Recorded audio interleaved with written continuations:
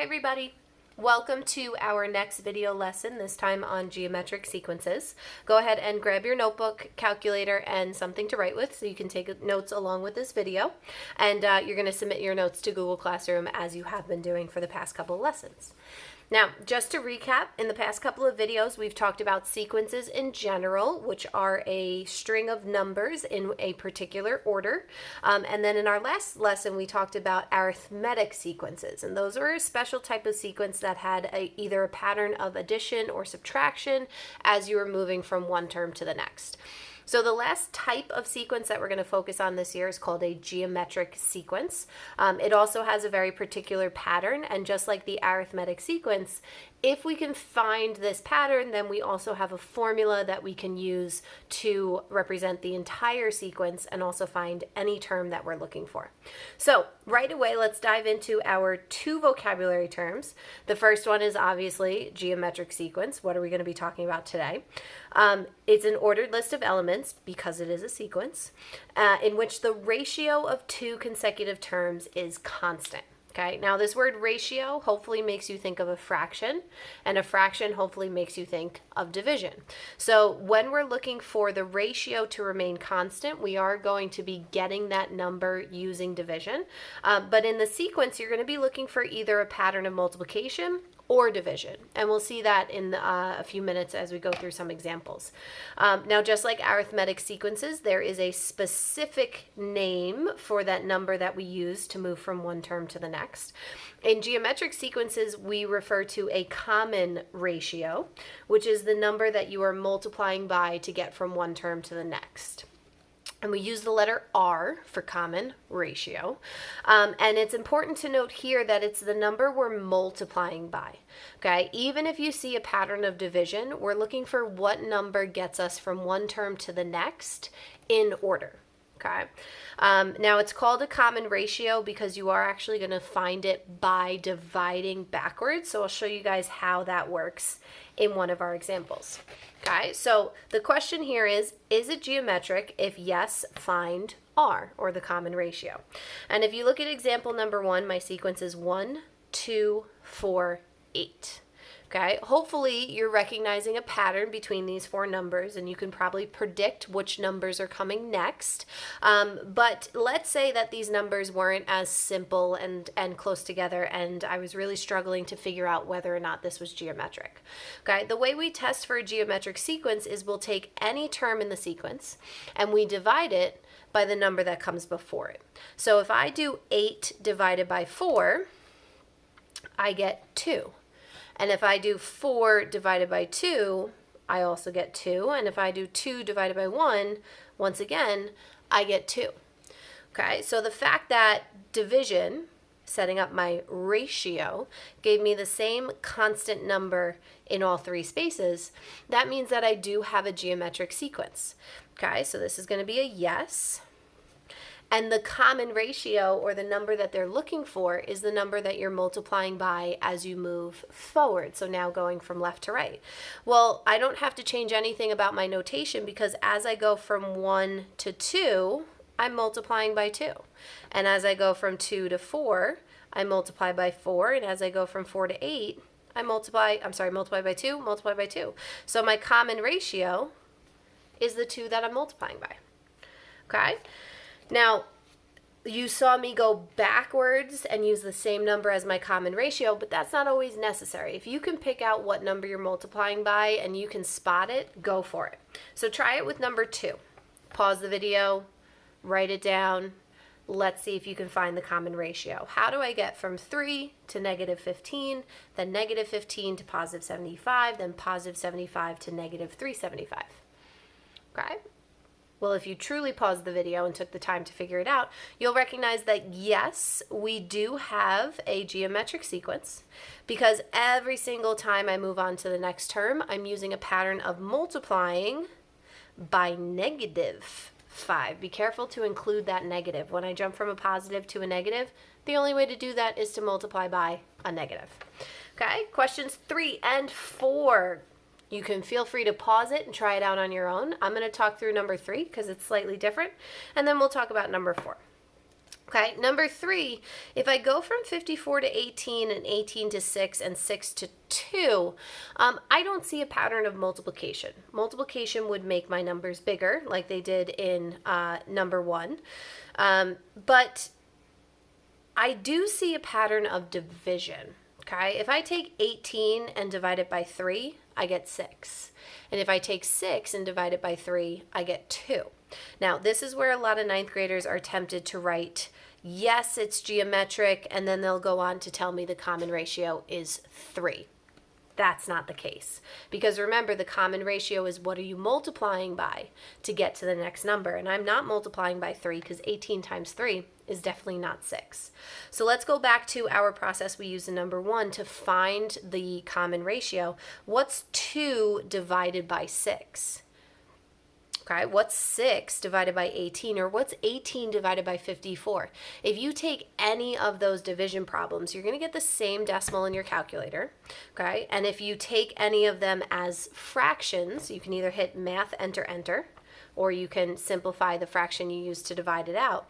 This is always going to give you, in simplified fraction form, 1/3.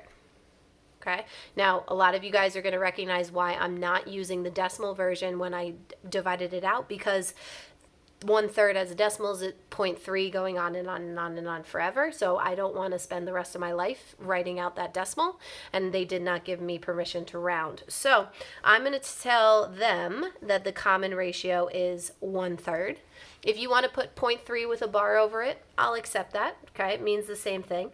But the thing to make sure you recognize is that when you see a pattern of division, remember your common ratio is going to be what you're multiplying by. So if you see a pattern of division, you're probably going to be multiplying by a fraction. Okay, last one, number 4. Is this a geometric sequence? No. Okay. I can test it out by doing negative 2,222 divided by negative 222 and then continuing to divide and divide. You're going to get a different number every time. Okay, and the reason I can tell that is because if I go from negative 2 to negative 22, I would have to multiply by positive 11. But if I multiply negative 22 by positive 11, I don't get negative 222. So unless I'm multiplying by the exact same number throughout my sequence, I don't have a geometric sequence. Okay, so if you can spot a geometric sequence, then we get to move on to the explicit formula. Okay, this is just like the formula for arithmetic sequences. This is going to represent the entire sequence as a whole. Sometimes in wording, they say a formula for the nth term of the sequence. Okay, so this should be recognizable here. A sub 1 is the first term. Okay, the R we were just introduced to today, that's the common ratio. All right, and A sub n represents any term in the sequence. And the n that shows up here in this A sub n is the same n that comes up here. Okay, so if you're trying to find the 5th term of the sequence and you plug in A sub 5, then you're going to also plug in a 5 up here for the n. I believe in the last video we referred to that as the spot in the sequence. All right, so A sub n equals A sub 1 times r to the n minus 1 power. So this whole thing is up in the top right-hand corner. It's going to serve as our exponent. All right, so next up, we are going to use that formula or develop that formula. So I went ahead and copied it again at the top of my second page. And I'm going to go through this pretty quickly because the good thing about geometric sequence, unlike an arithmetic one, is that once you plug in your first term and your common ratio, there is no simplifying. That's the formula exactly the way that it looks. So if we dive into number 1, A sub 1 represents the first term, so this number 2 would act as my A sub 1, and R represents the common ratio. So what am I multiplying by as I go from 2 to 8?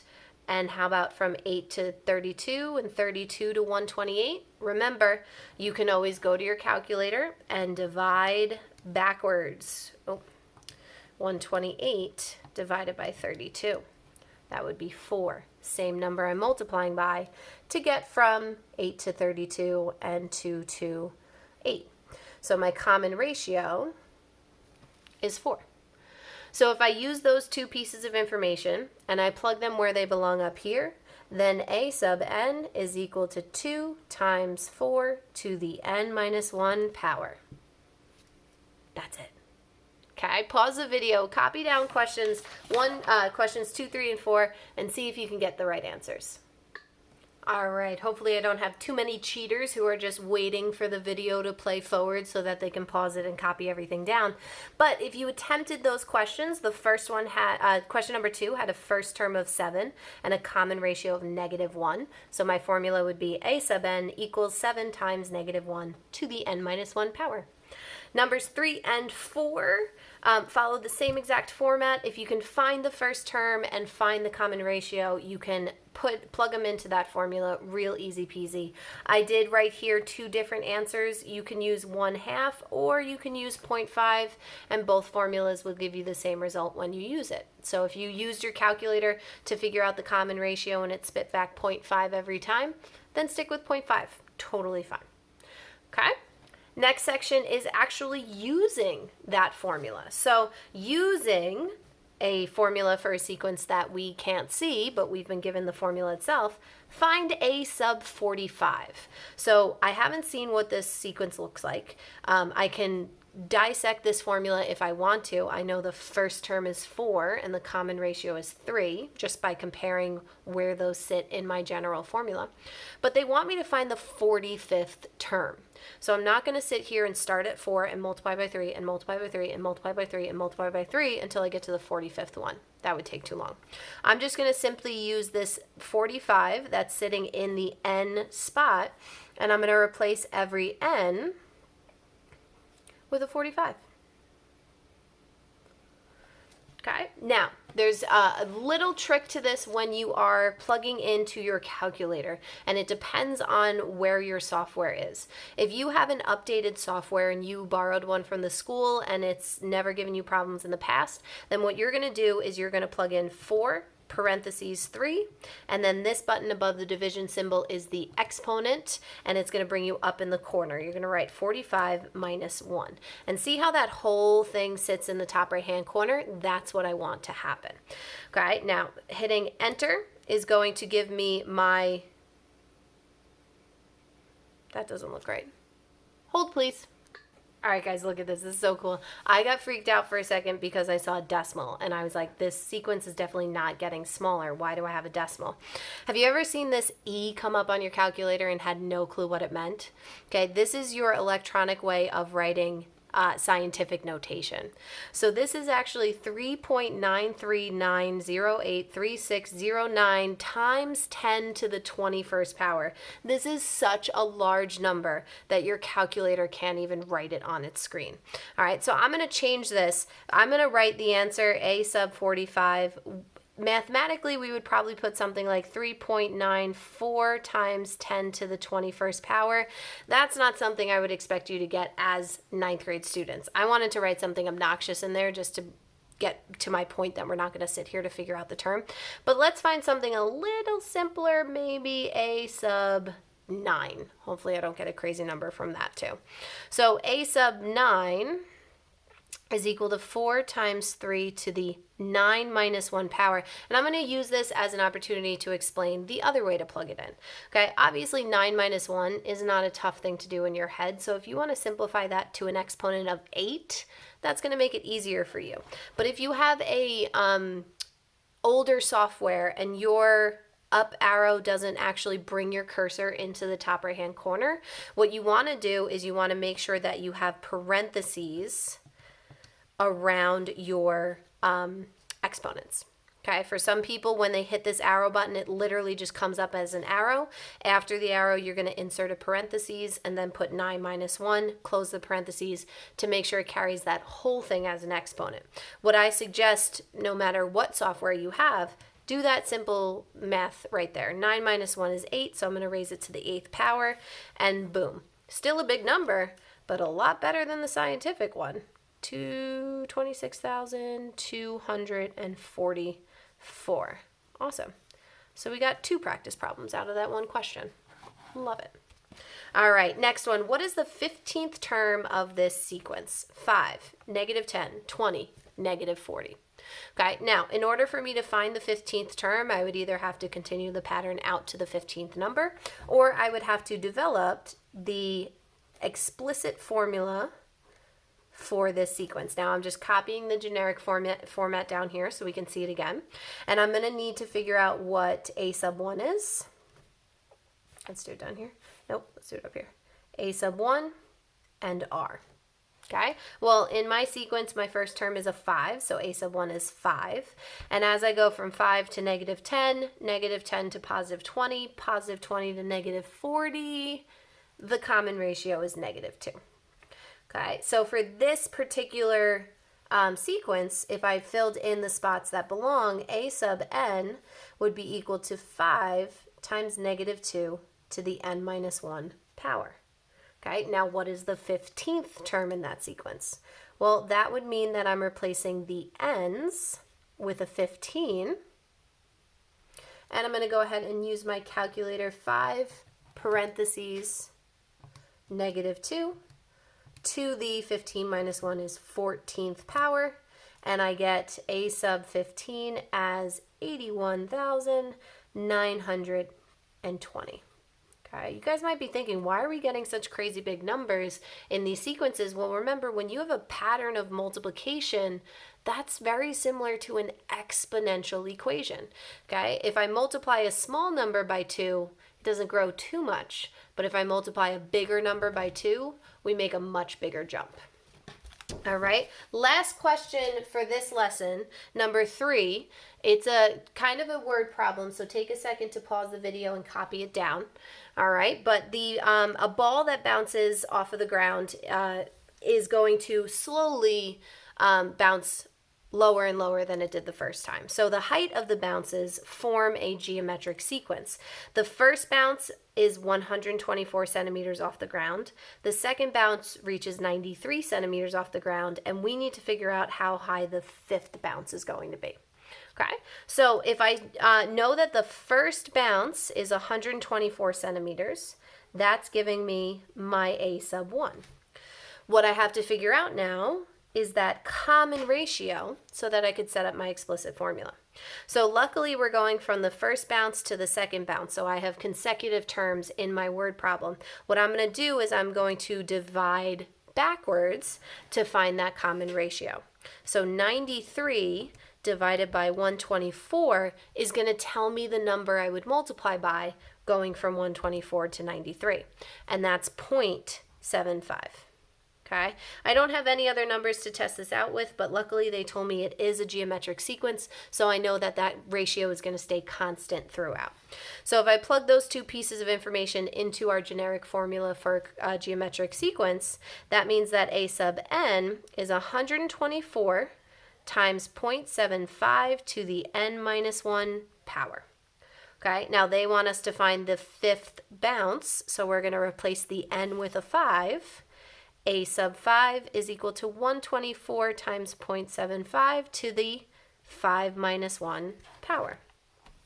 And if I go over here, 124 times 0.75 to the 5 minus 1 is 4.